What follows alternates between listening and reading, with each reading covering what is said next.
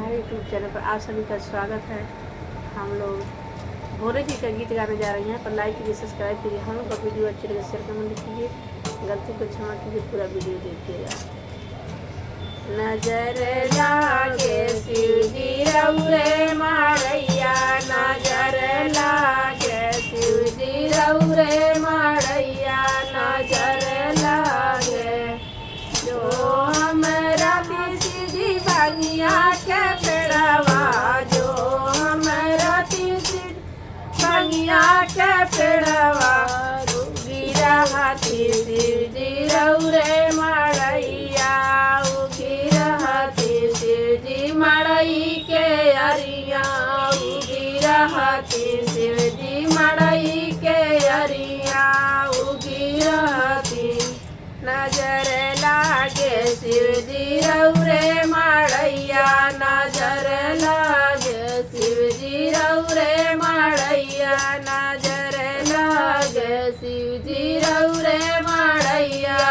मन लागे शिव जी रउरे मारैया,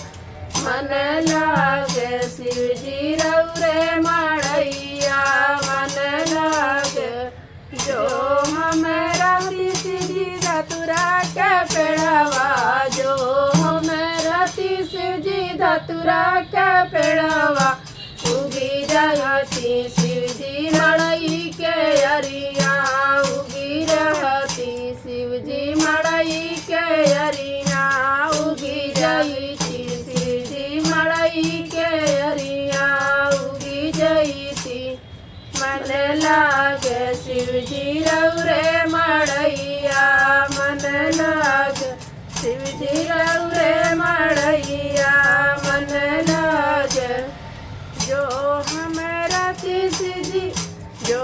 हमरा शिव जी हरिहर दुबिया, जो हमरा शिव जी हरिहर दुबिया,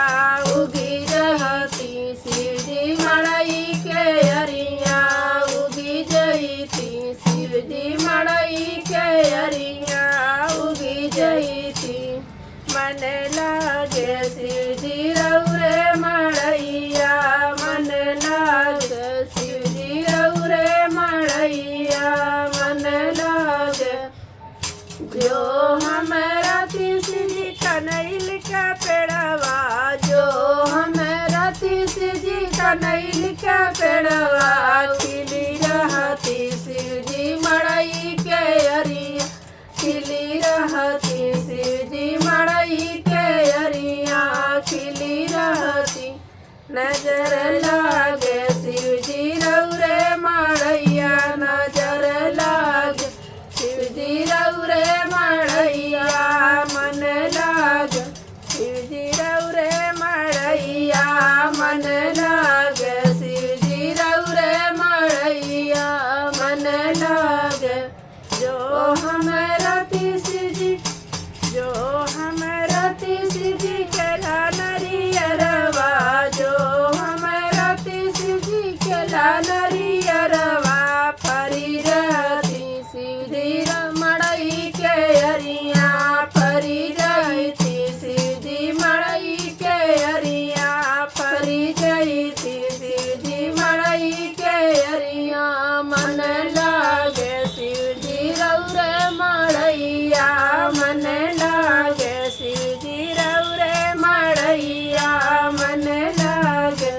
जो हमरा शिव जी बेलवा का पेड़वा, जो हमरा शिव जी बेलवा का पेड़वा, फरी रहती शिव जी मड़ई के अरिया, फरी रहती शिव जी मड़ई